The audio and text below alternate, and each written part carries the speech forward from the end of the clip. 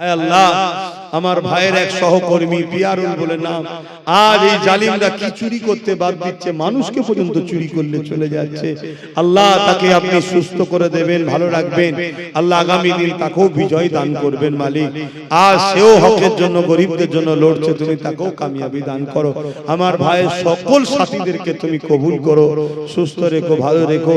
খাস করে আমার সংগঠন ফুরফুরা আহলে সুন্নাত ওয়াল জামাতকে কবুল করেন, সংগঠনের কর্মী, দাতা, দরদিরকে কবুল করেন, আমার নওয়াজ সিদ্দিককে কবুল করেন। হাসবুনাল্লাহু ওয়া নি'মাল ওয়াকিল। বলুন বাপ জানেরা, আপনার ছেলেকে কেউ যদি গালি দেয় আপনি তার সঙ্গে ঝগড়া করবেন? হ্যাঁ কি না?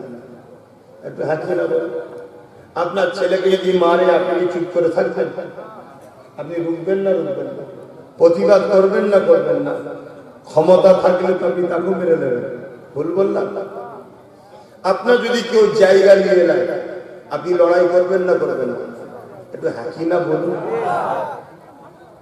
আপনার মা, বাপ, স্ত্রী, স্বামী, পরিবার কারোর উপরে আঘাত হলে তার প্রতিরোধ কিন্তু আপনারা করবেন, তাই তো নাকি? কেন? ভালোবাসা। কেন বলে? ভালোবাসা। আমার সম্পর্ক আছে, আমার আত্মীয় হয়। আচ্ছা, ওকে গাল দিয়ে শুধু আপনার কষ্ট হলো কেন? ওটা আমার ছেলে, আমি তো মহব্বত করবো। বাপকে গাল দিয়ে ছেলে রেগে গেল কেন? বলছে না, আমার আব্বা, আমার আত্মীয়তা আছে, আমার মহব্বত করবো। তাহলে যার সঙ্গে আত্মীয়তা থাকে, যার সঙ্গে মহব্বত থাকে, নমুনা হলে এটা, তাকে আঘাত দিলে আপনার কষ্ট হবে। হাকিকাত সবাই একমত নাকি? একটু বলুন, সরাসরি দেবেন একমত। আর যদি কাউকে আঘাত দেয় আপনার দিলে যদি কষ্ট না হয়, তার মানে বুঝতে হবে তার উপরে প্রেম নেই, তার সঙ্গে সম্পর্ক নেই। কোথায় কোথায় কোন কোন দেশে কত বোম পড়ছে, কত লড়াই হচ্ছে, কত লোক মরছে, আমাদের কিছু হচ্ছে কি? কেন হয় না? তার সাথে আমার মহব্বত নেই, আত্মীয়তা নেই। কিন্তু আমার বাচ্চা সামান্য একটা পায়ে কাটা ফুটে গেলে, উঠ করে চিল্লালে, ছুটতে গেলে হোঁচট খেলে, একটু যদি বাবারে বলে ওঠে, সঙ্গে সে কি হয়েছে, কি হয়েছে, কি হয়েছে। যদি তার মাও যদি ভুল করে স্বামী হিসাবে, তার মায়ের উপরেও রেগে যায়। আমরা ছেলেটা কি করছে, রেগে যায় না? যায় না কেন? ওটাও তো মহব্বতের জিনিস না? এটাকে আরো বেশি দুজনের মহব্বতের বিছানে মহব্বতের, তাই তো নাকি? তাহলে এটা প্রমাণ, মহব্বতের নমুনা হলো এটাই। আমার ভালোবাসার উপরে আঘাত হলেই আমার মুখ দিয়ে কথা বেরোবে, দিল দিয়ে ব্যথা থাকবে, ক্ষমতা থাকলে লড়াইও করে ফেলবে। ঠিক না?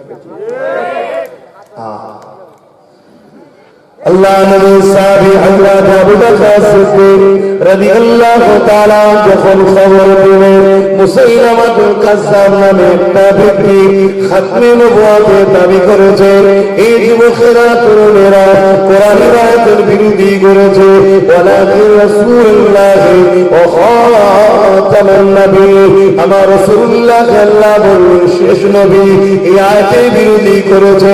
আবু বকর সিদ্দিক প্রমাণ করে দিল আমার রাসূলুল্লাহর সঙ্গে মহব্বত আছে, নবীর সঙ্গে আমাদের আত্মীয়তা রয়েছে, আমাদের সম্পর্ক আছে। নয় আবু বকর সিদ্দিক তো ভুলতে পারত। ও কোরআনের বিরোধী করেছে, ও জাহান্নামে যাবে। ও খাতমে নবুয়তের বিরোধী করেছে, ও জাহান্নামে যাবে। আমি আবু বকরের কথা মানি না। এটা আবু বকর শুধু বলেনি, আবু বকর সিদ্দিক কি বলেছিল? সাহাবা হুজুরকে ডাক দিল, হে আমার নবীর অনুসারীরা, সাহাবারা, এই মুসাইলামাতুল কাজ্জাব খাতমে নবুয়তের বিরোধী করেছে, কোরআনের আয়াতের বিরোধী করেছে, বলো আজকে কি করা দরকার? এই সময় আবু বকর সিদ্দিককে সাহাবা ভাইরা বলে, আপনি আমাদের খলিফা, আপনি যা বলবেন আমরা সেটা মেনে নেব। আবু বকর সিদ্দিক কি বলেছিলেন? ঠিক আছে, ও বলেছে বলে তোর কথা কে শুনছে? ও কিয়ামতের দিন জবাব দেবে, জাহান্নামে যাবে। ও সব কথায় কান দেওয়ার দরকার নেই। চলো যে যার কাজে ব্যস্ত থাকে, এটা বলেছিলেন। কি গো বলবেন তো? হযরত আবু বকর সিদ্দিক দুটো কথা বলেছেন। ভাই, আমার মত হলো এটা, রাসূল বলেছেন কেউ ভুল করলে তাকে বুঝাও, তার ভুলটা ধরিয়ে দাও, তো ও যে ভুল করছে আমি প্রথম ওর ভুলটা ধরাবো। মুসাইলামাকে বলবো যে তুমি কাজ্জাব, মিথ্যুক, তুমি ভুল করছো, তুমি কথাকে উইগ্র করে নাও, তুমি যে কথা বলেছো এটা আমার রাসূলের শানে গুস্তাখি, এটা কোরআনের শানে বিয়াদবি, তুমি এই কথাকে উইগ্র করে নাও। আর যদি সে তার কথার উপরে অটুট থাকে, উইগ্র না করে, তাহলে আমি আবু বকর সিদ্দিক আমার কোরআন ও রাসূলের বিরোধী করার জন্য তার বিরুদ্ধে যুদ্ধ করব। জোরে বলুন সুবহানাল্লাহ। তাহলে কটা কথা বলেছে? প্রথম বলেছে বুঝাবো, যদি না বুঝে নিজের কথার উপরে হুজ্জতি করে তাহলে ইসলামের বিরুদ্ধে, রাসূলের বিরুদ্ধে আমি যুদ্ধ করব। ভাই কেন কেন যুদ্ধ করছে? রাসূলকে বলেছে আবু বকর যুদ্ধ করবে কেন? রাসূলকে বলেছে তো সাহাবারা কেন আঘাত পেল? বলেন বলেন। ও ভালোবাসা, কানেকশন, সম্পর্ক। তাহলে আজকে কেউ কোরআনের বিরুদ্ধে বললে যদি আমাদের গায়ে না লাগে, আমরা যদি তাকে বুঝাই, পরিবর্তনের জন্য তাকে যদি আহ্বান না করি, এটা ভুল স্বীকার করে নাও, বা তার বিরুদ্ধে যে দেশে বাস করি সেই দেশের আইনত ব্যবস্থা না নিই, তাহলে কি আজকে বুঝতে বাকি আছে যে আমাদের দিনে নবী নেই? কথা বলে এটা বলা কি ভুল হবে? আমার কথা বুঝছেন তো নাকি?